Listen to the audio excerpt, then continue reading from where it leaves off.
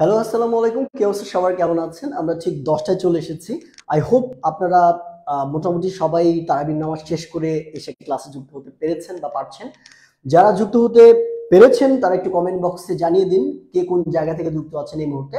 আমরা আজকের ক্লাসে ইন্ট্রোডাকশন পার্টে খুব বেশি কথা বাড়াবো না, জাস্ট দুই একটা কমেন্ট নিয়ে নিব আপনাদের, তারপরে আমাদের আজকের মেইন টপিকে চলে যাব। বিকজ এইচএসসি যে টপিকগুলো রয়েছে এগুলো বিশাল বড় বড় টপিক হয়, অনেক ইনফরমেশন থাকে, আমাদের ক্লাসগুলো অনেক লং টাইম ধরে নিতে হয়। সো অবশ্যই কমেন্ট করে জানান, আর দুই চারজন বন্ধু বান্ধবকে একটু কষ্ট করে মেনশন করে দেন, লাইভটা শেয়ার করে দেন, যাতে করে অন্যরাও দেখতে পারে। আমি একটু আমাদের সাউন্ডটা চেক করে নিই। আমাকে বলুন যে সব ঠিকঠাক আছে কিনা, আমাকে ঠিকভাবে দেখা যাচ্ছে কিনা, আমাদের সাউন্ড ঠিক আছে কিনা। I hope so. ওকে,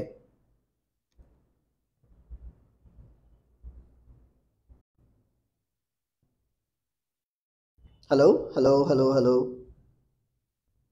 আমার সাউন্ড ঠিক আছে? একটু বলবেন। অলরাইট ভাইয়া, থ্যাংক ইউ। ওয়ালাইকুম আসসালাম। হ্যাঁ, আমার সাউন্ড ঠিক আছে? পারফেক্ট মুন্ডো। ওকে, সো হ্যালো ভাইয়া, যারা দেখছেন এই মুহূর্তে সবাই আমরা একটু শেয়ার করে দিই। আমরা কথা না বাড়িয়ে ক্লাসে চলে যাচ্ছি। প্রথমেই আমরা এইচএসসি ব্যাচের এই প্রিপোজিশনটা কোন ফরম্যাটে আসে, এটাতে কত মার্ক, আপনি কিভাবে অ্যান্সার করবেন, এইটা নিয়ে একটু আলোচনা করি খুব সিম্পলি শর্টকাটে। মাথায় রাখবেন প্রিপোজিশনে আপনার মার্ক থাকবে হচ্ছে টোটাল 5 মার্কস। এই 5 মার্কসে আপনার কয়টা কোশ্চেনে অ্যান্সার করতে হবে? টোটাল শূন্যস্থান থাকে হচ্ছে 10টা শূন্যস্থানে প্রত্যেকটাতে 0.5 করে মার্ক থাকে, অর্থাৎ 10টা শূন্যস্থান 0.5 করে টোটাল মার্ক আসে হচ্ছে 5। এই 5 মার্ক, এই 10টার মধ্যে যদি আপনি একটা ভুল করেন তাহলে 0.5 মার্ক আপনার কমে যাবে, অর্থাৎ আপনি 5 থেকে হয়তো 4.5 পাবেন। আরো একটা ভুল করলে 1 মার্ক কমে যাবে, আপনি 4 পাবেন। তো এই প্রিপোজিশন টপিকটা এখানে ফুল মার্ক তোলা সম্ভব যদি আপনি একটু কনসিয়াসলি পড়েন, একটু সুন্দর করে বুঝে পড়ার চেষ্টা করেন, কারণ এই অ্যান্সারগুলো খুব ক্রিটিক্যাল হয় না, খুব সহজ এবং সাবলীল কিছু অ্যান্সার হয়। ওকে, সো কোশ্চেনগুলো কিরকম থাকে, আপনাকে বেসিক্যালি একটা প্যাসেজ দেওয়া হবে। প্যাসেজগুলো খুব নোন প্যাসেজ থাকে, খুব চেনা জানা প্যাসেজ থেকে দেওয়া থাকে। মোস্ট অফ দ্য টাইম আমরা দেখতে পারি যে আপনাদের ইংলিশ যে টেক্সট বুকটা আছে, ফার্স্ট পেপার যে বইটা আছে, এই ফার্স্ট পেপারের যে কোনো একটা প্যাসেজ থেকে একটা অংশ তুলে দেওয়া হয়, অথবা ওই ফার্স্ট পেপারের ওই গল্পটাকে একটু ঘুরিয়েও বলে আপনার একটা প্যাসেজ দেওয়া থাকতে পারে। এছাড়া আরেকটা প্যাসেজ আপনাদের তুলে দেওয়া থাকতে পারে, যেমন কোনো স্টোরি, কোনো রিনাউন্ড কোনো পার্সনের স্টোরি, কোনো জায়গার স্টোরি, কোনো বার্নিং কোয়েশ্চেন টাইপের কোনো একটা টপিক, ধরেন একটা টপিক এখন ট্রেন্ডিং এ রয়েছে, সেই ট্রেন্ডিং এর উপর একটা প্যাসেজ আপনাদের তুলে দেওয়া আছে, এরকমও কিন্তু থাকতে পারে। এই শূন্যস্থানগুলো তার মাঝে মাঝে থাকবে। ওকে, কোয়েশ্চেন প্যাটার্ন নিয়ে আমার মনে হয় যে আর বেশি কিছু জানার কিছু নাই। এই 3টা পয়েন্ট যদি আপনি একটু খুব সুন্দর করে মনে রাখেন তাহলে আই গেস এই জায়গাটা ক্লিয়ার হয়ে যাবে।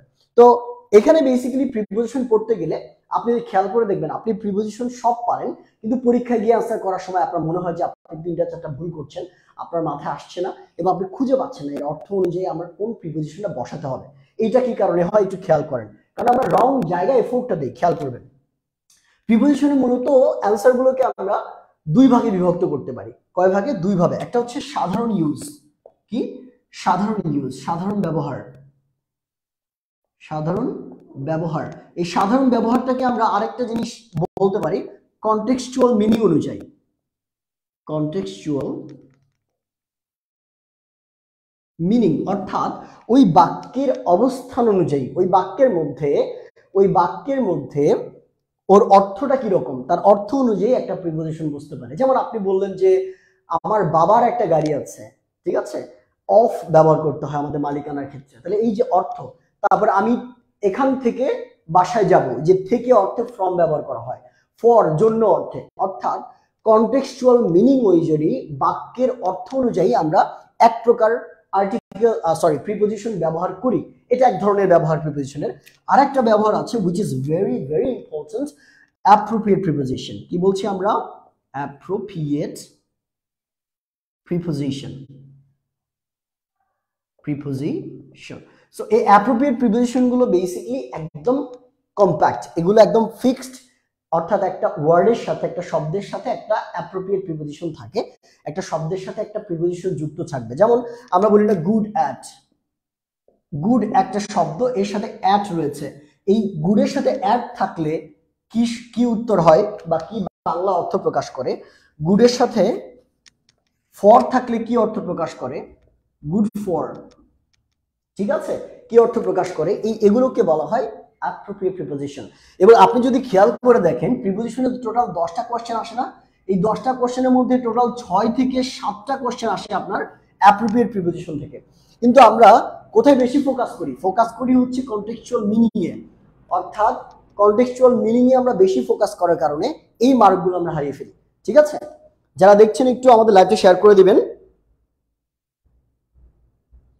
হ্যাঁ অবশ্যই, খুব ভালো কথা বলেছেন HR হাসান শেখ ভাইয়া। উনি বলেছেন সবাই ইংরেজিতে একটু ভালো গুরুত্ব দিবেন, আদারওয়াইজ কারণ HSC 22 ব্যাচ যারা আছে, আপনারা যারা রেজাল্টটা খেয়াল করেছেন ম্যাক্সিমাম স্টুডেন্ট কিন্তু ইংরেজিতে খারাপ করেছে। সো ইংরেজি এবং বাংলা এই দুইটা সাবজেক্ট কিন্তু একদম ফেলে দেওয়া যাবে না। একদম যে সায়েন্সের সাবজেক্ট নিয়ে আমি একদম মোহের মধ্যে পড়ে আছি, ইংলিশ বাংলা পড়ার কোনো সময় নাই, এটা করা যাবে না। এখন থেকে একটু একটু করে পড়ো, 20 মিনিট 25 মিনিট করে করে সময় দাও, দেখবা তোমার এই সাবজেক্ট নিয়ে একদম সিম্পল একটা কোশ্চেনও থাকবে না, একটা সিম্পল কনফিউশনও থাকবে না, খুব সুন্দর করে অ্যান্সার করে আসতে পারবা।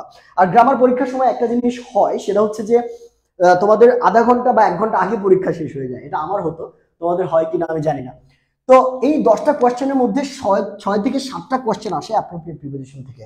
আর এই অ্যাপ্রোপ্রিয়েট প্রিপোজিশন কিন্তু কমপ্লিটলি একটা ভোকাবুলারি পার্ট, এটা একটা মুখস্থর জায়গা, টেনশন করার কিছু নয়। আমি তোমাদের বিগত 10 বছরে যতগুলো অ্যাপ্রোপ্রিয়েট প্রিপোজিশন এসেছে এগুলোর ভিতর থেকে বারবার রিপিট করা হয় বিভিন্ন বোর্ডে, আমি সেগুলোর একটা সাজেশন মেক করে তোমাদের পোস্ট করে দিব ইনশাআল্লাহ।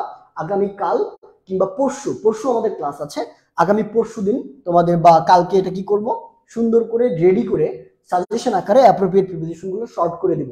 কারণ প্রত্যেকটা বই দেখবা যে 1200 1300 1800 করে অ্যাপ্রোপ্রিয়েট প্রিপোজিশন আছে, যেগুলো তোমাদের অতগুলো পড়ার দরকার নাই। কন্টেক্সচুয়াল মিনিং অনুযায়ী যেই ব্যবহারটা, এখানে কিন্তু এটাকে ফেলে দিলে চলবে না, এখানেও 3 থেকে 4 মার্ক ডিপেন্ড করে, 3 থেকে 4 মার্ক ডিপেন্ড করে, সরি 3 থেকে 4টা, অর্থাৎ 2 থেকে 1 মার্ক কিন্তু এখানে ডিপেন্ড করে। সো এই জায়গাটাও আমরা ফোকাস করব, ক্লিয়ার? সো আমরা এই সরল মিনিং গুলো দিয়ে প্রিপোজিশনের ব্যবহার কিছু শিখবো, এরপর অ্যাপ্রোপ্রিয়েট প্রিপোজিশন গুলো ঝাড়া মুখস্থ করবো ইনশাআল্লাহ অর্থ অনুযায়ী, এবং সেগুলোর ব্যবহার আমরা সেন্টেন্সে শিখবো। ওকে, ক্লিয়ার? Concept clear? হ্যাঁ আলহামদুলিল্লাহ ভালো আছি। সবাই একটু আমাদের লাইভটা শেয়ার করে দিবেন যারা দেখছেন। ওকে, আই এম সরি, আরটা মনে হয় বাদ পড়েছে, অ্যাপ্রোপ্রিয়েট হবে, অ্যাপ্রোপ্রিয়েট না, ওকে, এটা আর হবে একটা, অ্যাপ্রোপ্রিয়েট হবে। Thank you so much for correcting me. আচ্ছা, আমরা তাহলে শুরু করি। প্রথম কন্টেক্সচুয়াল মিনিং অনুযায়ী প্রিপোজিশনের ব্যবহারটা খুব সংক্ষেপে শেখা যায়, এত প্যাটার্নের কিছু নাই, প্রত্যেকটা আলাদা আলাদা রুলস পড়ার দরকার নাই, টাইম নষ্ট হয়। আমরা সিম্পলি একদম খুব সংক্ষেপে বোঝার চেষ্টা করব। দেখেন, একটু খেয়াল করে দেখবেন। সো কন্টেক্সচুয়াল মিনিং অনুযায়ী আপনাকে প্রথমে মাথায় রাখতে হবে ওই বাক্যটাতে কি বলা হচ্ছে, অর্থটা কি প্রকাশ করছে, এই জিনিসটা কিন্তু পড়ে বোঝা খুবই জরুরি যদি আপনি অ্যান্সার করতে চান। তো আমরা একটা ফুটবল কিংবা এটাকে আমরা এগ থিওরিও বলে থাকি, কিংবা সার্কেল থিওরি বলি, অনেকে অনেকভাবে এটাকে ব্যাখ্যা করে। আমরা সংক্ষেপে একটু বুঝে নেওয়ার চেষ্টা করব। ধরুন এটা একটা সার্কেল কিংবা একটা ডিম, তো ডিমের মধ্যে ধরেন বাচ্চা থাকে, কিংবা একটা সার্কেলের মধ্যে কোনো একটা জিনিস আপনি রেখেছেন, তো একটা ডিমের মধ্যে কি থাকে, ডিমের কুসুম থাকে। তো এই যে ডিমের কুসুমের ক্ষেত্রে কি ব্যবহার করব আমরা, প্রিপোজিশন ইন ব্যবহার করব। কারণ কোনো বস্তুর মধ্যে, খুব মনোযোগ দিয়ে শুনবেন, আপনার এক্সট্রা পড়ার দরকার পড়বে না, আপনি এক্সট্রা বাসায় পড়ার দরকার পড়বে না, যদি ক্লাসটা মনোযোগ দিয়ে পড়েন, ক্লাসটা মনোযোগ দিয়ে দেখেন এবং নোট করতে থাকেন। সবাই নোট করবেন, এবং আমাদের লিঙ্গুয়াল একাডেমির যেই গ্রুপটা আছে, গ্রুপে সবাই নোটগুলো শেয়ার করবেন। আমি টপ যে নোটগুলো আছে এগুলো আমাদের পেজ থেকে শেয়ার করার ব্যবস্থা করবো, অথবা আমি নিজে রিশেয়ার করে দিব, ঠিক আছে? এবং আমি আশা করছি যে নেক্সট ক্লাসগুলোতেও আপনাদের এই নোটগুলো নিয়ে নামগুলো আমি অ্যানাউন্স করে দিব ইনশাআল্লাহ। তো যদি ভিতরে কোনো কিছু স্থির অবস্থান করা বোঝায়, যেমন আমি এই রুমের ভিতরে ক্লাস নিচ্ছি, ঠিক আছে, I am teaching in the room, ঠিক আছে? আপনি বলতে পারেন যে আপনি হচ্ছে একটা রুমের ভিতর বসে ক্লাস দেখছেন, ঠিক আছে? তারপর আপনি জঙ্গলের ভিতর বসে ছবি তুলছেন, ঠিক আছে? অনেকে আছে না যে ওয়াইল্ড লাইফ ফটোগ্রাফার। তো ইন মানে হচ্ছে কোনো কিছুর ভিতরে স্থির অবস্থায় থাকা। তারপর আমরা বলছি there is a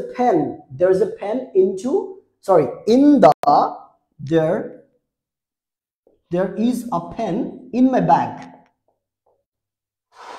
আমরা এইভাবে বলি না? তো ইন অর্থে কোথায় ব্যবহার করা হয়েছে, ব্যাগের ভিতরে স্থির অবস্থায় অর্থে আমরা ইন ব্যবহার করছি। খুব সিম্পল ফান্ডা। ইনের আরো বহু ব্যবহার আছে, আমরা সেগুলো পরে দেখব, আপাতত এটাতে বোঝার চেষ্টা করেন। এবার ইন তো গেল, এখন কোনো কথা অন কোন ক্ষেত্রে ব্যবহার করা হয় মাথায় রাখবেন। ধরেন এই ডিমটার উপরে কোনো কিছু লেগে আছে, একদম এরকম একদম লেগে থাকা বোঝালো। ধরেন আপনি এই বলটা, এটা একটা বল ধরতে পারেন বা ডিম ধরতে পারেন, এই বলের উপরে একটা তক্তা রেখেছেন, তক্তা বুঝেন না, বা কাঠি রেখেছেন এরকম করে। ধরেন এটা আমার হাত, এই হাতের উপর আপনি কলমটা লেগে রাখলেন, এরকম লেগে যদি থাকে, লেগে থাকা বোঝালে, কোনো কিছুর উপরে লেগে থাকা বোঝালে আমরা সেক্ষেত্রে কি ব্যবহার করি? অন ব্যবহার করি। কোনো কিছুর উপরে লেগে থাকা বোঝালে আমরা কি ব্যবহার করি? অন ব্যবহার করি। এই জিনিসটি মাথায় রাখতে হবে। সো লেগে থাকা বোঝালে, যেমন there is a pen on my table, there is a pen on my table বা on my book। আমি খুব খুব ইজি কিছু এক্সাম্পল দিয়ে দিচ্ছি যাতে করে আপনি রিলেট করতে পারেন এবং বুঝতে পারেন, পরবর্তীতে ব্যবহার করতে আপনার জন্য সুবিধা হবে। ওকে, সো অন ব্যবহার করলাম এই ক্ষেত্রে। এখন এই অনের ব্যাপারের ক্ষেত্রে উপরে আরো দুই তিনটা ব্যবহার থাকে, অর্থাৎ উপরে অর্থে তিন ধরনের প্রিপোজিশন ব্যবহার করা হয়। একটা হচ্ছে অন, আরেকটা হচ্ছে ওভার, আরেকটা হচ্ছে অ্যাবোভ। তো এই তিনটার ব্যবহারটা আমি দেখার চেষ্টা করি। অন ব্যবহার করা হয় উপরে লেগে থাকা বোঝালে, এটার উপরে লেগে আছে, এটা উপরে লেগে থাকা বোঝালে। কিন্তু এর উপর থেকে যদি আরেকটু দূরত্বে উপরে বোঝায়, যেমন আমি এখানে দাঁড়িয়ে আছি, আমার মাথার উপর একটা ফ্যান ঘুরছে, আমার মাথার উপর ফ্যান ঘুরছে, অর্থাৎ আপনার মাথা থেকে দূরত্বটা যদি একটু বেশি হয়, খুব বেশি না, মোটামুটি ধরেন ছাদের মতো দূরত্ব, কিংবা আপনার মাথার উপর ফ্যান ঘুরছে, কিংবা আপনার মাথার উপর ধরেন কেউ একটা বস্তু নিয়ে এরকম ঘোরাঘুরি করাচ্ছে, কিংবা আপনার মাথার উপর কেউ একটা সুতা ঘুরাচ্ছে, মাথার ইমিডিয়েট উপরে যদি বোঝায়, সেই ক্ষেত্রে আমরা কি ব্যবহার করি? ওভার ব্যবহার করি। কি? ওভার। তাহলে কিরকম? তাহলে আপনি বলতে পারেন a fan is moving over my head. A fan is moving over my head. আমার মাথার উপর একটা ফ্যান ঘুরছে। এক্ষেত্রে অন মাই হেড বলা যাবে না, a fan is moving on my head বলা যাবে না, কারণ ফ্যানটা আপনার মাথার সাথে লেগে ঘুরছে না। ওকে, ক্লিয়ার? আচ্ছা, অ্যাবভ কোথায় ব্যবহার করবেন? অ্যাবভ এর ক্ষেত্রে মাথা রাখবেন মাথা থেকে দূরত্বটা অনেক বেশি হতে হবে, অনেক বেশি। যেমন আপনার মাথার উপর দিয়ে একটা প্লেন উড়ে যাচ্ছে, সেক্ষেত্রে আপনি কি ব্যবহার করতে পারেন? অ্যাবভ ব্যবহার করতে পারেন। আপনার মাথার উপর দিয়ে একটা পাখি উড়ে যাচ্ছে, মেঘ উড়ে যাচ্ছে, একটা রকেট উড়ে যাচ্ছে, একটা তারা, আপনার মাথার উপর একটা তারা দেখা যাচ্ছে, তখন আপনি কি বলবেন? অ্যাবভ ব্যবহার করবেন। তার মানে আমরা কি ব্যবহার করলাম? অ্যাবভ কোথায় ব্যবহার করব? যদি মাথা থেকে বা সারফেস থেকে কিংবা একটা বস্তু থেকে অনেক উপরে বোঝায়, সবচেয়ে উপরে, সেক্ষেত্রে আমরা অ্যাবভ ব্যবহার করতে পারি। ক্লিয়ার? আচ্ছা, thank you so much. Okay, provide above, over and on. আমি এটার উপর ভিডিও দিয়েছি, রিলস দিয়েছিলাম, ঠিক আছে? এন্ড আমি আশা করছি আপনাদের শর্ট ভিডিও আপনারা পেতে থাকবেন। ইংলিশে যারা বলছেন যে আপনারা খারাপ অবস্থা খুব একটা ভালো না, আমাদের নিয়মিত ক্লাসগুলো করবেন। আমি একটু রুটিনটা আপনাদের এখনই লিখে দিই, কারণ আস্তে আস্তে স্টুডেন্ট পড়তে থাকে। রুটিনটা হচ্ছে আমাদের টোটাল সপ্তাহে 4 দিন ক্লাস হবে এখন থেকে। 4 দিন ক্লাস কোন দিন? সোমবার। আমি রুটিনটা পোস্ট করে দিব, সোম, মঙ্গল, একটু লিখে নেন সবাই, সবাই এই টাইমে চলে আসবেন। মঙ্গল, বুধ এবং বৃহস্পতি। সোম, মঙ্গল, বুধ, বৃহস্পতি, সপ্তাহে এই 4 দিন ঠিক রাত 10টায়, 10 PM, ঠিক রাত 10টায় ক্লাস হবে আমাদের লিঙ্গুয়াল একাডেমি থেকে, এবং এইচএসসি ব্যাচের কমপ্লিট একটা প্রিপারেশন ক্লাস। তো অ্যাবভ এর ব্যবহার আমরা শিখে ফেললাম, আমি এটা লিখে দিলাম। ওকে, অ্যাবভ এর ব্যবহার শিখে ফেললাম, উপরের দিকে আমাদের কাজ শেষ। এখন ধরেন আপনার মাথার উপরে একটা ফ্যান ঘুরছে, ফ্যানটা কোনো কারণে ছিঁড়ে আপনার মাথার উপরে পড়লো, উপর থেকে নিচের দিকে গতিশীল অবস্থায় পড়া। কোনো বস্তু যদি উপর থেকে নিচের দিকে গতিশীল অবস্থায় পড়ে, সেক্ষেত্রে আমরা কি ব্যবহার করি? অন টু ব্যবহার করি। সেক্ষেত্রে আমরা কি ব্যবহার করি? অন টু ব্যবহার করি। তাহলে আপনি কি বলতে পারেন? আ ফ্যান ফলেন ডাউন, আ ফ্যান কি has fallen down onto my head, a fan has fallen down, has fallen down, down. আচ্ছা, ডাউন ব্যবহার করা যাবে না, ডাউন নিজেও একটা preposition. A fan has fallen onto my head, আপনি কিন্তু ডাউনে ব্যবহার করতে পারবেন। A fallen has fallen down my head, fallen down onto my head, এই দুইটা হবে। আপনি চাইলে fallen down onto my head দুইটা ব্যবহার করতে পারবেন, কারণ ফলেন ডাউনটা হচ্ছে অ্যাপ্রোপ্রিয়েট প্রিপোজিশনের মধ্যে পড়ে, মানে নিচে পড়া, অ্যাপ্রোপ্রিয়েট প্রিপোজিশন। এবং পাশে আপনি অন টু ব্যবহার করতে পারবেন, কোনো সমস্যা নাই। তাহলে a fan has fallen down onto my head, আমার মাথার উপরে পড়লো, অর্থাৎ উপর থেকে নিচের দিকে গতিশীল অবস্থায় পড়া। ক্লিয়ার? আশা করছি এই জায়গাটা আমরা বুঝতে পেরেছি। এবার আমরা আরেকটা জিনিস দেখবো, এটা আমি মুছে দিচ্ছি। মঙ্গল, সোম, মঙ্গল, বুধ, বৃহস্পতি, এই 4 দিন ঠিক রাত 10টায় চলে আসবেন। এবার পাশের দিকে একটু চলে যায়, এই বলের পাশের দিকে, বলের পাশে অবস্থা বোঝাতে, ধরেন একটা বলের পাশে আরেকটা পাথর রয়েছে, পিবল রয়েছে, তাহলে আমরা কি বলবো? বিসাইড। কি ব্যবহার করব? বিসাইড। বিসাইড মানে কি? পাশে, কোনো কিছুর পাশে। আপনার পাশে একজন ব্যক্তি দাঁড়িয়ে আছেন, আপনি তার ক্ষেত্রে বিসাইড ব্যবহার করতে পারেন। আপনার বাড়ির পাশে একটা পুকুর আছে, এই পাশে অর্থে আপনি বিসাইড ব্যবহার করতে পারেন। আপনি বললেন যে আমার খাতার পাশে, আচ্ছা কিছু কিছু ওয়ার্ড পড়তে দাঁত ভেঙে যায়, ডোন্ট ওয়ারি, চেষ্টা করতে থাকুন, আস্তে আস্তে হয়ে যাবে। তো বিসাইড এবং বিসাইডস এর মধ্যে একটা পার্থক্য বা একটা প্রবলেম আপনাদের সবসময় বসতে পারে, প্রিপোজিশন আকারে ব্যবহৃত হতে পারে, কিন্তু বিসাইডস মানে হচ্ছে কি এছাড়াও বা তাছাড়াও, এটা কনজাংশন আকারে বসে, কনজাংশন আকারে ব্যবহৃত হয়। এটা আরেকটা এছাড়াও বা তাছাড়াও, অর্থাৎ অতিরিক্ত কোনো তথ্য দিতে আমরা এই বিসাইডস ব্যবহার করি, যেটা একটা কনজাংশন কিংবা একটা কানেক্টর হিসেবেও অনেক সময় ব্যবহার করা হয়। Is that clear? কোনো কনফিউশন আছে এটুকুতে? কোনো কনফিউশন আছে একটু কমেন্টে জানাতে হবে, ঠিক আছে? Thank you so much sir, আমি মালয়েশিয়া থেকে দেখছি, খুবই ভালো লাগে স্যার, থ্যাংক ইউ সো মাচ। যারা দেখছেন এইচএসসি প্রিপারেশন যারা নিচ্ছেন, তারা একটু 2-4 জন বন্ধু বান্ধবকে জানিয়ে দিবেন যে আমাদের এখানে ক্লাস শুরু হয়েছে এইচএসসি। তাহলে বিসাইড এবং বিসাইডস আমরা শিখে নিলাম।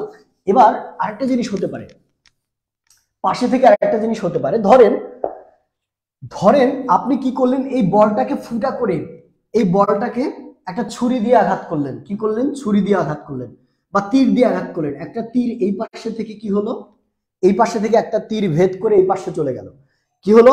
একটা তীর এই পাশে থেকে ভেদ করে এই পাশে চলে গেল। তাহলে একটা তীর যখন এক পাশে ফুটা করে আর এক পাশ দিয়ে বের হয়ে যায়, কিংবা কোনো বস্তুর ভিতর দিয়ে বা কোনো একটা স্থানের ভিতর দিয়ে এক পাশ থেকে আর এক পাশে যাওয়া বোঝাতে আমরা কি ব্যবহার করি? থ্রু ব্যবহার করি। কি ব্যবহার করি?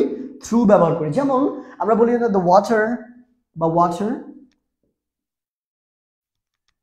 Flows through the pipe, through the pipe, পাইপের ভিতর দিয়ে ওয়াটার কি করে? ফ্লো করে। খেয়াল করে দেখেন, থ্রু ব্যবহার করলাম কেন? কারণ পাইপের ভিতর দিয়ে ফ্লো করছে। কোনো একটা ন্যারো জিনিসের ভিতর দিয়ে, কোনো একটা বস্তু বা অবস্থানের ভিতর দিয়ে যদি এক পাশ থেকে আরেক পাশে গতিশীল অবস্থায় পার হয়ে যাওয়া বোঝায়।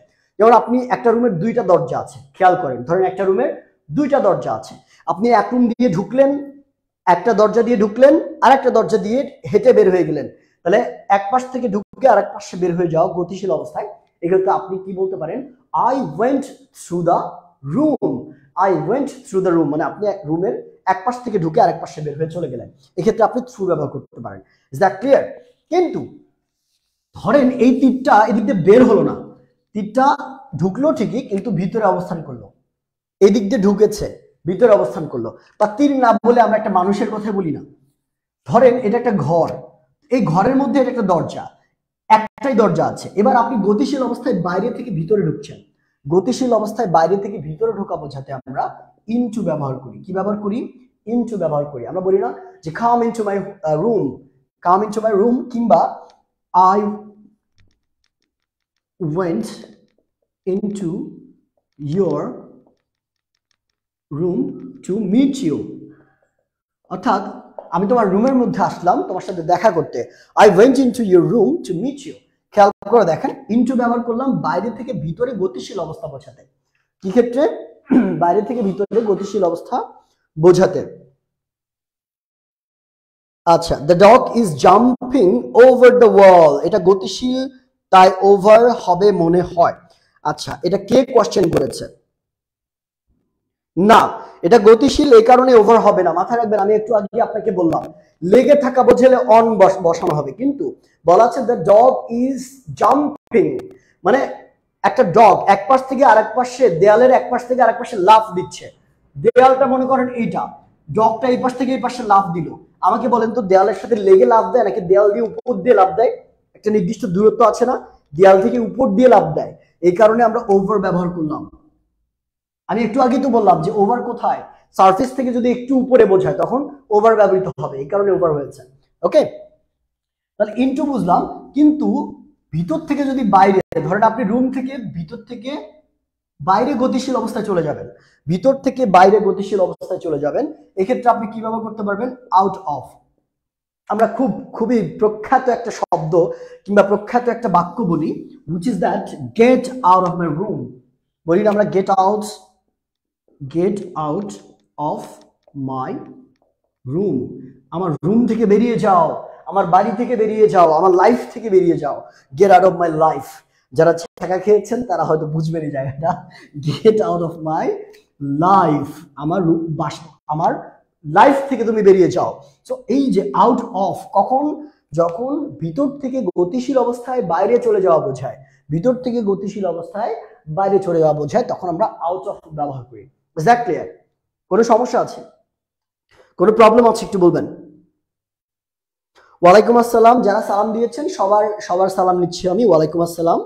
I went in your room to meet you, না এটা ভুল হবে, I went in your room হবে না, ঠিক আছে? I went to your room হতে পারে, I went to your room to meet you এটা হতে পারে, কিংবা I went in to your room এটাও হতে পারে, দুইটা হতে পারে।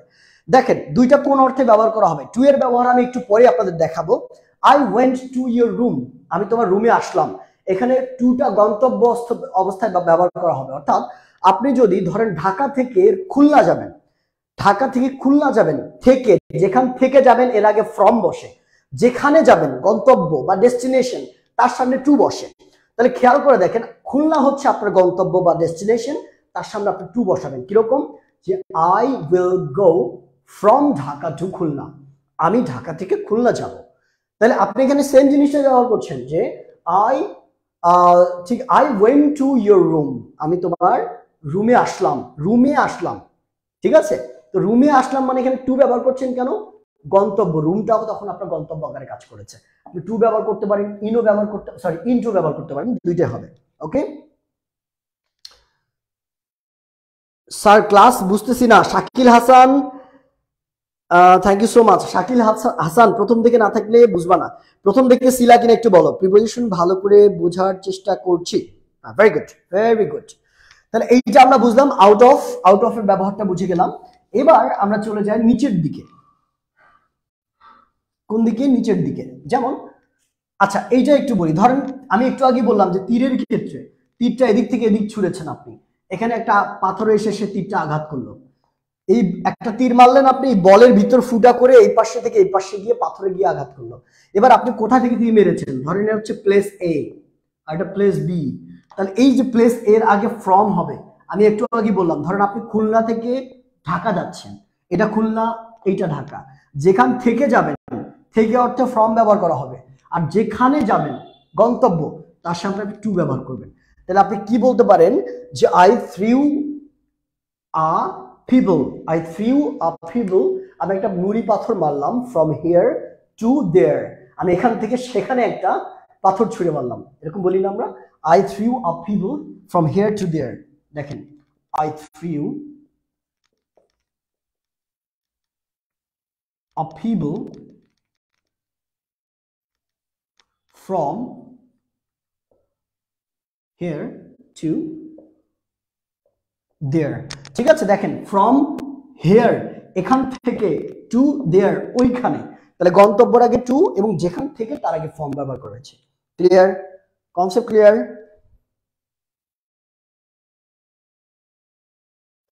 স্যার একটু আবার রুটিনটা দিয়েন। আপনারা কি সব কভার করবেন এইচএসসির জন্য? আমরা চেষ্টা করবো আপু, সোনিয়া ইসলাম রুমি আপু আমাদের সাথে থাকলে আমরা চেষ্টা করব আপনাদের এইচএসসি যতগুলো টপিক আছে সবগুলো চেষ্টা করব কভার করে দেওয়ার। যদিও লাইভ ক্লাসের মাধ্যমে সব কভার সম্ভব না হলেও আমরা যেটা করব শর্ট ভিডিওগুলো আপনাদের দিতে থাকবো ইনশাআল্লাহ। I first ball from here to দেয়ার, হ্যাঁ না হবে এক্স্যাক্টলি, ভেরি গুড। ওকে, তাহলে এটা আমরা বুঝে ফেললাম। আমরা আরেকটা জিনিস দেখবো নিচের দিকে, নিচে বোঝাতে আমরা কি ব্যবহার করি? নিচে বোঝাতে যেমন এই নিচের দিকে ধরেন বলটার নিচে কোনো একটা জিনিস লেগে আছে, বলটার কথা বাদই দেন, বলটার কথা বাদই দেন, মনে করেন এই যে কলমের হেডটা আমি কি করলাম, এর সাথে লাগাইলাম। এবার আমাকে বলেন, এটা হলো না, তারপরে আমি এটা ধরে আপনাদের দেখাচ্ছি। দেখেন দেখেন এই যে টিস্যুটা কলমের নিচে লেগে আছে না, টিস্যুটা কলমের নিচে লেগে আছে, তাহলে কলমের নিচে লেগে থাকা বোঝালে এরকম, কলমের নিচে লেগে থাকা বোঝালে এরকম, লেগে থাকা বোঝালে আমরা কি ব্যবহার করব, মাথা রাখবেন বিলো। লেগে থাকা, কোনো কিছু নিচে লেগে থাকা, যেমন আপনি বলতে পারেন যে কি বলা যায়, পিছের নিচে কি লেগে আছে, ধরেন ফ্যানের নিচে ময়লা লেগে আছে, ঠিক আছে, ফ্যানের নিচে ময়লা লেগে আছে আমরা বলি না অনেক সময়। তারপর আমরা বলি হচ্ছে তোমার কি বলি, ছাদের নিচে অনেকগুলো মশা জমে আছে। আমি আজকে খেয়াল করেছি যে ছাদের কোনায় কোনায় মশা জমে থাকে, ছাদের নিচে মশা জমে আছে, মশাগুলো ঘর বেঁধেছে বা মাকড়সার জাল জমে আছে, ছাদের নিচে লেগে থাকা অবস্থা বোঝালে আমরা বিলো ব্যবহার করব। ক্লিয়ার? এবং তার থেকে দূরত্বটা যদি একটু বেশি হয় তখন আমরা ব্যবহার করব আন্ডার, এবং সবচেয়ে নিচে বোঝাতে ব্যবহার করব বিনিথ। এটার জন্য আমি একটা স্টোরি সবসময় আপনাদের বলি, আরো সহজ করে আপনি বুঝবেন। এই জায়গাটা দেখেন, বেচারা নিউটনের একটা গল্প আছে, এটা আমি ক্লাসের মধ্যে বোঝানোর চেষ্টা করি সবসময়। ধরেন এটা হচ্ছে ওই আপেল গাছ যেটাতে কি হয়েছিল, যেটাতে বিখ্যাত আপনার নিউটনের 3টা ল আবিষ্কৃত হয়েছিল। নিউটন বাবা যখন আপেলের নিচে বসেছিল, আপেল গাছের নিচে বসেছিল, ধরেন নিউটন কি করেছে, কোন একটা বিকেল বেলা হাঁটতে বের হয়েছে তার কুকুরের সাথে, এসে ক্লান্ত হয়ে গাছের নিচে সে বসলো। এবার নিউটন কোথায় বসেছে, এই গাছের নিচে। আমি ছবি আঁকতে অনেক বাজে, সো জাস্ট ধরে নেন, ধরেন এই বেটা হচ্ছে নিউটন। ওকে, তো নিউটন বেটা মনে করেন গাছের নিচে এসে বসছে, যদিও যত নষ্টের মূল হচ্ছে এইটা, সায়েন্সের স্টুডেন্টরা বুঝতে পারবেন, এর কারণে যত ভেজাল, যত সূত্র, যত ভেজাল।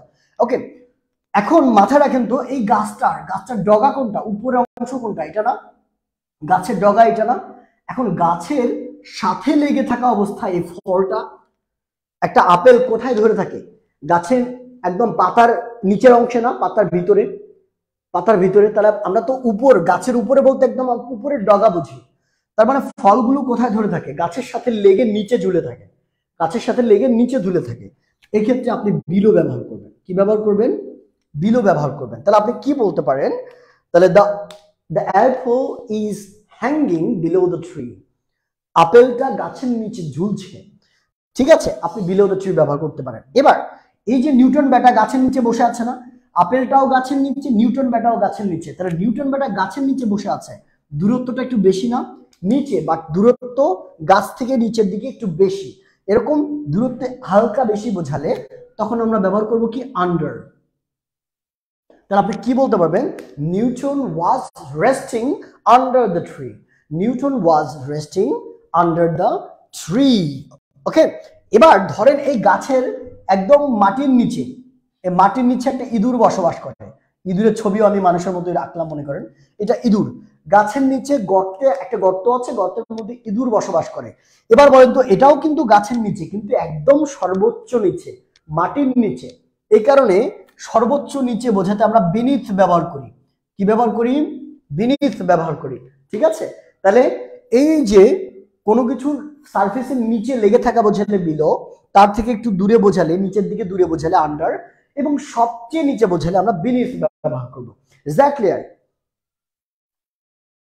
বুঝতে পারছেন, বুঝতে পারছেন কিনা? আমি প্রথম আসলাম, এখন আমার করণীয় কি বলবেন? রবিউল ইসলাম, রাদীপ ভাই, টেনশন করেন না, আজকে আমাদের প্রথম ক্লাস, এবং আমি রুটিনটা আরেকবার একটু লিখে দিই আপনাদের।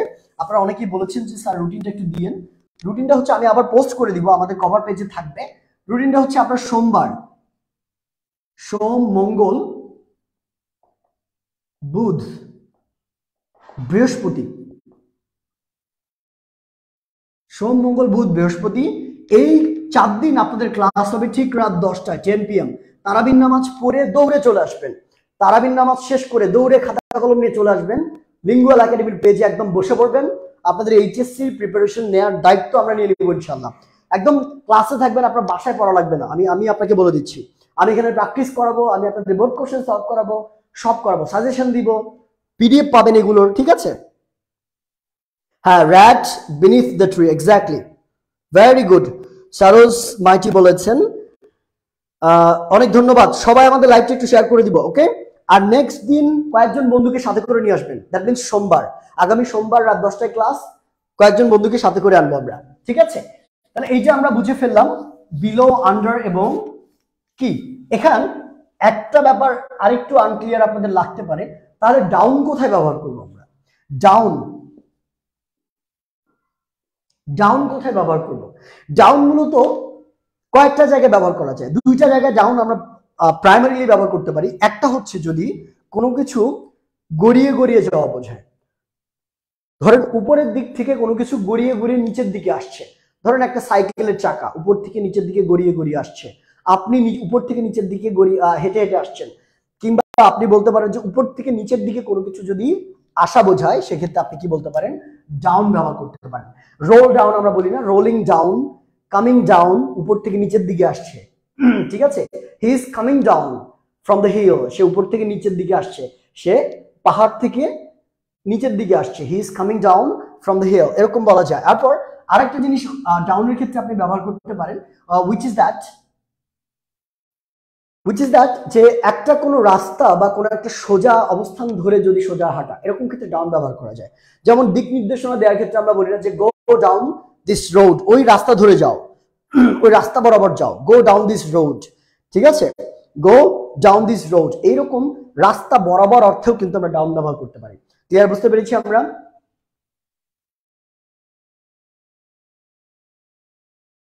ইংলিশ বুকটা ভালো হবে স্যার, মেডিকেল এডমিশনের জন্য কোন ইংলিশ বুকটা ভালো হবে? আপু আমি এটা আপনাকে সাজেস্ট করতে পারছি না, আমার নিজের একটু রিসার্চ করতে হবে এই বিষয়ে। আমি যদিও অ্যাডমিশনের ক্লাস নিয়েছি অনেকদিন আগে, অনেকদিন থেকে অ্যাডমিশনের ক্লাস আমি নেই না, রিসেন্টলি আবার আমার একটু রিসার্চ শুরু করে ক্লাসগুলো শুরু করতে হবে। সো এই কারণে আমি আপনাকে বেটার সাজেশন দিই, আপনি যারা এখন রানিং ক্লাস নিচ্ছে তাদেরকে জিজ্ঞেস করলে আরো বেটার হবে, ওকে। তবে আপনি অ্যাপেক্সটা ফলো করতে পারেন, আমি পার্সোনালি অ্যাপেক্স বইটা বেশ অ্যাপ্রিশিয়েট করি, অ্যাপেক্স বইটা বেশ ভালো, অ্যাপেক্স এই বইটা আপনি ফলো করতে পারেন। আর একটা বই আছে মাস্টার্স, এই বইটাও ভালো, খারাপ না, ঠিক আছে। তবে মাস্টার্স বইটা অনেক মোটা, এটা আসলে কমপ্লিট করা একটু কষ্টকর, কিন্তু অ্যাপেক্স বই একদম খুবই গুছানো, টপিকগুলো অনুযায়ী আপনার কোয়েশ্চেনগুলো খুব সুন্দর করে দেওয়া আছে, ওকে। আচ্ছা, এটা আমরা বুঝলাম, ওকে। তাহলে আগে পিছিয়ে উপরে নিচে এগুলো নিয়ে যত প্রিপোজিশন ছিল এগুলো আমরা বুঝে ফেললাম, আমার মনে হয় না আপনাদের কোনো প্রবলেম আছে। এবার আমি একটা প্যাসেজ লিখবো, এই প্যাসেজটা অনুযায়ী আপনারা আরো কয়েকটা প্রিপোজিশনের ব্যবহার শিখে ফেলবেন, আর বাকি যেগুলো প্রিপোজিশন থাকবে এগুলো আমরা নেক্সট ক্লাসে দেখবো ইনশাআল্লাহ, ঠিক আছে। আমাদের আরো কিছু প্রিপোজিশন রয়েছে, যেমন আমি আপনাদের একটা প্যাসেজ লিখে দিচ্ছি, আমি প্যাসেজটা এখানে লিখে রেখেছি, এইটা দিয়ে আমরা আরো কিছু প্রিপোজিশনের ব্যবহার শিখবো। যেমন আই লিভ, সবাই আপনারা চাইলে খাতার মধ্যে লিখতে পারেন, আই লিভ অ্যাট পুরান ঢাকা, I live at পুরান ঢাকা on বুড়িগঙ্গা, বা এখানে আমরা অন দ্য ব্যাংক অফ বলতে পারি, বুড়িগঙ্গা, ঠিক আছে, রিভার, ওকে। আপনারা বললেন যে I live on my father's earning, আমি আমার বাবার কি, ওই যে বলি না বাবার হোটেলে খাওয়া, মানে এটা হচ্ছে আলটিমেটলি বাবার হোটেলে খাওয়াই বোঝায়, আমি আমার বাবার টাকায় চলি, ওকে। এরপর আমি বললাম কি, every morning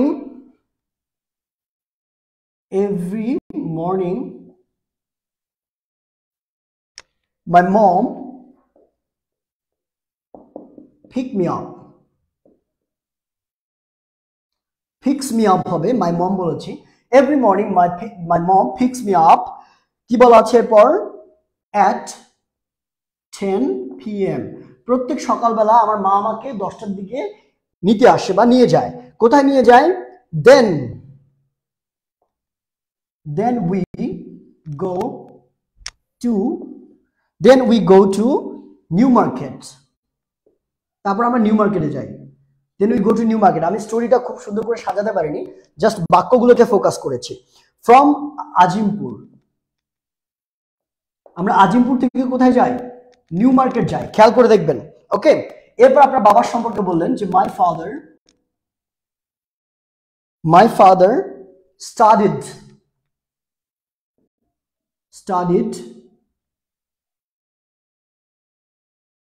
My father studied in English.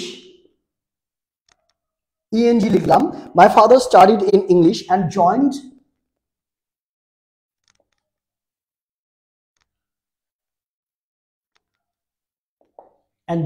in Navy. ঠিক আছে, ওকে।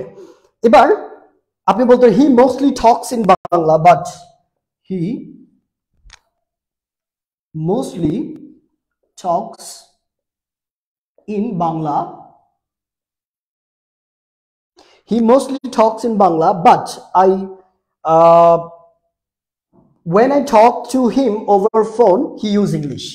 But when I talk to him over phone, he uses English. Say English ব্যবহার করে। এই যে একটা প্যাসেজ বলা আছে এখানে, এই প্যাসেজটা আমরা একটু অ্যানালাইজ করার চেষ্টা করি, একটু অ্যাসেস করার চেষ্টা করি। ঠিক আছে, যারা দেখছেন একটু সাইড ইউনিভার্সিটি আসলে জন্য কোনো বুক ভালো হবে, আমি একটু আগে এটা বললাম। তো এই প্যাসেজের মধ্যে একটু প্রিপোজিশন গুলো খেয়াল করে দেখেন। এখানে আমরা কয়েকটা জিনিস শিখবো। এখানে একটা প্রিপোজিশন আছে অ্যাট, এখানে অন রয়েছে, এখানে everyone my morning picks me up at রয়েছে। এরপর then I go to market from Azimpur.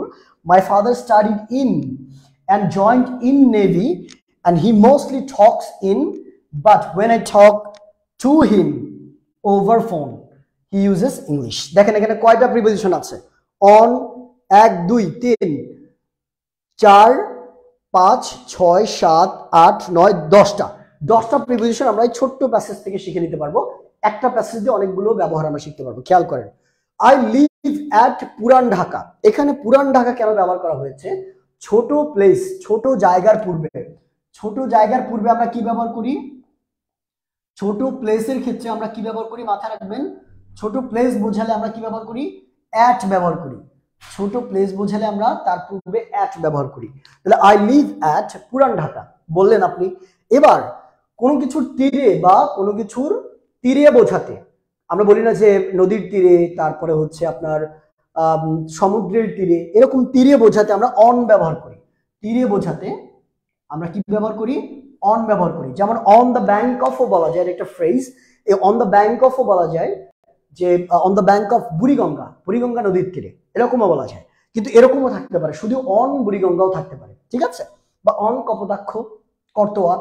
ওকে, তীরে অর্থে আমরা অন ব্যবহার করি। I live on my father's earnings। এখানে অন কি অর্থে ব্যবহার করা হয়েছে? অনের দুইটা ব্যবহার আমরা দেখলাম। একটা হচ্ছে তীরে অর্থে ব্যবহার করতে আমরা অন ব্যবহার করি, আরেকটা হচ্ছে কারো উপর নির্ভরশীলতা বোঝাতে। কি বললাম আমি? কারো উপর নির্ভরশীলতা বোঝাতে। নির্ভরশীলতা, বাংলা বানানটা ভুল হতে পারে। নির্ভরশীলতা বোঝাতে আমরা অন ব্যবহার করি। ক্লিয়ার? অর্থাৎ আপনি কারো উপর নির্ভরশীল। I depend on my father. I depend on you. আমি তোমার উপর নির্ভরশীল। তাহলে অন কোন অর্থে ব্যবহার করা যায়? কারো উপর নির্ভরশীলতা অর্থে ব্যবহার করা যায়। Every morning my mom picks me at 10 p.m. তাহলে at 10 p.m. কি? নির্দিষ্ট সময়ের পূর্বে আমরা at ব্যবহার করি। মাথায় রাখবেন, নির্দিষ্ট সময়ের পূর্বে, যেমন 10টা বাজে, 5টা বাজে, 1টা বাজে, তারপরে হচ্ছে 3টা বাজে, এরকম নির্দিষ্ট সময়ের পূর্বে আমরা কি ব্যবহার করি? at ব্যবহার করি। Then we go to new market. এই যে একটু আগে বললাম from আজিমপুর থেকে নিউ মার্কেটে আপনি যাচ্ছেন, এইটা হচ্ছে আপনার গন্তব্য, আর এখান থেকে আপনি যাচ্ছেন। তাহলে এখান থেকে শুরু করেছেন, এখানে যাচ্ছেন। যার সামনে শুরু করবেন, যেখান থেকে শুরু করবেন তার সামনে ফ্রম, আর যেখানে যাবেন বা আপনার ডেস্টিনেশন বা গন্তব্য তার সামনে টু। একটু আগে আমি বলেছি ক্লাসের মধ্যে। তারপর my father studied in English. যদি কোনো বিষয়ে পড়া বোঝায়, যেমন আপনি ম্যাথ নিয়ে পড়েন, আপনি ইংলিশ নিয়ে পড়েন, আপনি সাইকোলজি নিয়ে পড়েন, তারপরে অনেকে আছেন আপনারা ফিজিক্স কেমিস্ট্রি নিয়ে পড়েন, সমাজবিজ্ঞান নিয়ে পড়েন, যে কোনো সাবজেক্টে পড়া বোঝাতে আমরা ইন ব্যবহার করি। In English, in social science, in math, in physics, in chemistry, অনেক কিছু হতে পারে। অ্যান্ড জয়েন্ট ইন নেভি, কোনো প্রফেশনে জয়েন করা বোঝাতে, কোনো প্রফেশনে যোগদান করা বোঝাতে আমরা ইন ব্যবহার করি। যেমন আই জয়েন্ট ইন পুলিশ, ঠিক আছে, আই জয়েন্ট ইন পুলিশ, এরকম বলা যায়। কালকে ইনশাআল্লাহ পোস্ট করে দিব অথবা আজকে রাতেও পোস্ট করতে পারি, আর ডাউনলোড করে নিন। Joint in navy, he mostly Tux in Bangla, কোনো ভাষায় কথা বলার ক্ষেত্রে আমরা ইন ব্যবহার করি। যেমন আমি বাংলায় কথা বলি, আমি ইংরেজিতে কথা বলি, আমি হিব্রু ভাষায় কথা বলি, আমি আরবিতে কথা বলি। কোনো ভাষায় কথা বলার ক্ষেত্রে আমরা ইন ব্যবহার করতে পারি। But when I talk to him, কারোর সাথে কথা বলতে টু ব্যবহার করতে হয়, মাথা রাখবেন, কারোর সাথে কথা বলতে টু ব্যবহার করতে হয়। যেমন আমি কি বলেছিলাম যে I wanted to talk to him over phone, আমি তোমার সাথে ফোনের মাধ্যমে কথা বলতে চেয়েছিলাম। তোমার সাথে, কারোর সাথে কথা বলা অর্থে আমরা টু ব্যবহার করব। যেমন এখানে দুইটা পার্সপেক্টিভ আছে, সাথে অর্থে দুইটা পার্সপেক্টিভ আছে। আমি তোমার সাথে যেতে চাই, I want to go with you. সাথে অর্থে বেসিক্যালি আমরা উইথ ব্যবহার করি, উইথ প্রিপোজিশন ব্যবহার করি। কিন্তু কারোর সাথে কথা বলা যখন বোঝাবে, কথা বলা অর্থে, তখন আমরা উইথের পরিবর্তে টু ব্যবহার করব। এটা একটু মাথা রাখবেন। সাথে অর্থে দুইটাই ব্যবহার করা হয়। আমি তোমার সাথে কথা বলতে চাই, আমি তোমার সাথে হেঁটে যেতে চাই, আমি তোমার সাথে বাজারে যেতে চাই, দুইটাই সাথে। কিন্তু যখন কারোর সাথে কোথাও যাওয়া বোঝাবে উইথ, আর যখন কারোর সাথে কথা বলা বোঝাবে তখন টু। ক্লিয়ার? ওকে, ফাইন।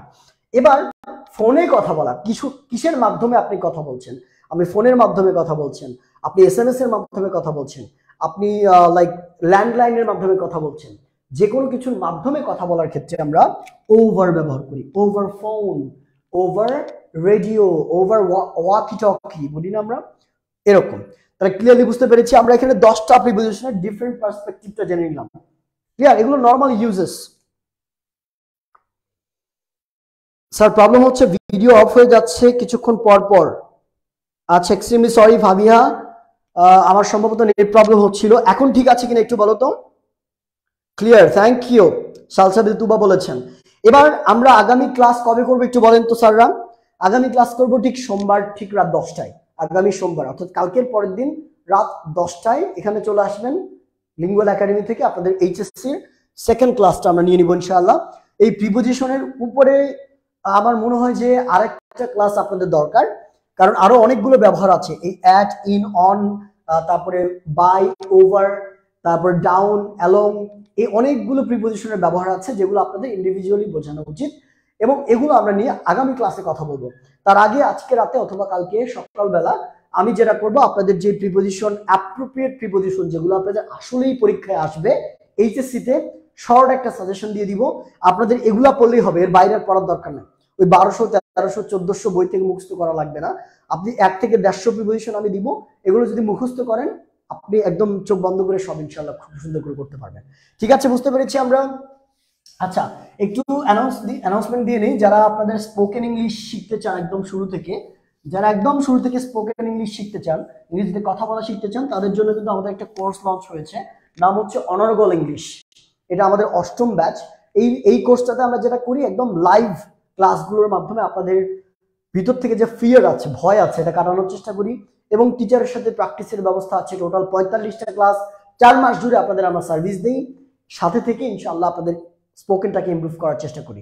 এই কোর্সটা বেসিক্যালি 4 মাসের জন্য আমরা মাত্র ফি রাখছি 3000 টাকা। বিস্তারিত জানতে আপনি কষ্ট করে একটু আমাদের যেই পেজ আছে লিঙ্গুয়াল একাডেমি পেজে একটা মেসেজ করলে আপনি স্পোকেন কোর্স সম্পর্কে বিস্তারিত জেনে যাবেন। এবং এই স্পোকেন কোর্সে আমি থাকবো, সাথে মিম ম্যাম থাকবে, এবং সাথে শেফা মিস থাকবে, আর একটা মিস আছেন। 3 জন মিলে আপনাদের সার্ভিস দেওয়ার চেষ্টা করবো। ক্লিয়ারলি বুঝতে পেরেছি? তাহলে আশা করছি আজকের ক্লাস আপনাদের ভালো লেগেছে। আগামী সোমবার আপনাদের সাথে দেখা হবে। ততক্ষণ পর্যন্ত ভালো থাকুন প্রিপোজিশনের 2য় ক্লাস নিয়ে। আর সবাই অবশ্যই পিডিএফটা ডাউনলোড করবেন বা ছবিগুলো ডাউনলোড করে সাথে সাথে পড়ে ফেলবেন, আমি আগামী ক্লাসে আপনাদের কোশ্চেন করতে পারি। ওকে, ভালো থাকবেন, সুস্থ থাকবেন। আর অবশ্যই আজকে যারা নোটগুলো করলেন ছবি তুলে আমাদের লিঙ্গুয়াল একাডেমি গ্রুপে একটু পোস্ট করে দেবেন। ওকে, ভালো থাকুন, সুস্থ থাকুন, দেখা হবে। এবং আপনাদের খুব সুন্দর এবং গোছানো একটা প্রস্তুতি হোক আমাদের লিঙ্গুয়াল একাডেমির সাথে। আল্লাহ হাফেজ।